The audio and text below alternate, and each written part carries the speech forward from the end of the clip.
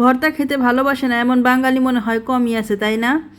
So hello everyone, আসসালামু আলাইকুম। কেমন আছেন সবাই? আশা করি আল্লাহর রহমতে সবাই ভালো আছেন।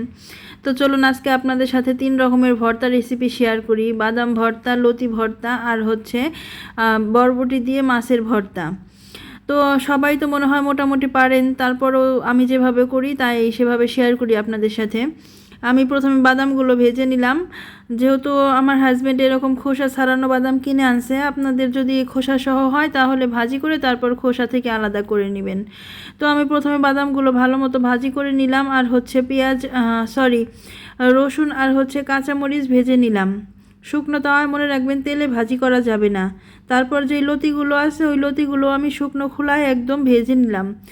কোনো প্রকার পানি দিবেন না বা তেল দিবেন না, এমনিতেই শুকনো খোলায় ভেজে নেবেন। তাহলেই দেখবেন একটু ঢেকে ঢেকে করবেন একটু সময় নিয়ে, তাহলে দেখবেন সুন্দর মতো সেদ্ধ হয়ে গেছে।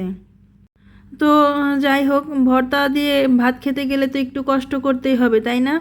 ভর্তা কিন্তু খেতে খুবই মজা লাগে, বিশেষ করে গরম ভাতের সাথে। তো বেশি মজা খেতে গেলে কষ্ট একটু করতেই হবে। তো আমি প্রথমে বাদামগুলো ভালো করে একদম মিহি করে বেটে নিলাম। তারপর হচ্ছে 1 কোয়া রসুন, আমি বেশি রসুন দিব না, কারণ বেশি রসুন দিলে কি হয়, আমার কাছে গন্ধ লাগে আর একটা অন্যরকম লাগে, আমার কাছে তেমন একটা রসুন খেতে ভালো লাগে না। তো দেখুন আমার বাদাম ভর্তা কিন্তু হয়ে গেছে।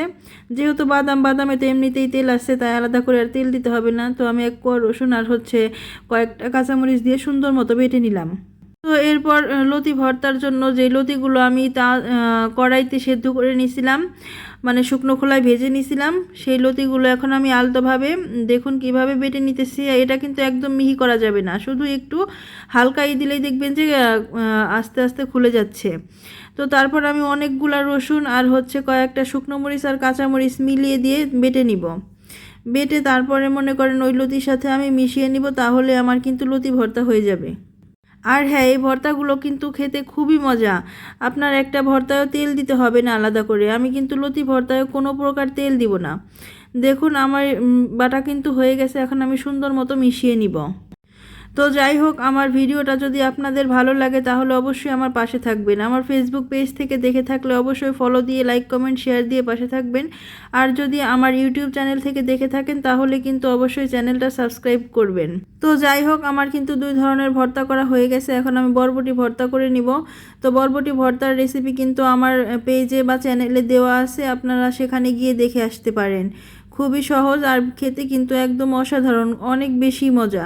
আপনি যে কোনো মাছ দিয়ে এটা করতে পারবেন। আর এই ভর্তা যেহেতু আমি তেলে ভেজে নিয়েছি, তাই আর আলাদা করে কোনো রকম তেল দিব না। আমার কথা বিশ্বাস না হলে আপনারা শুধু জাস্ট একবার খেয়ে দেখবেন এই 3 রকমের ভর্তা, সেই মজা।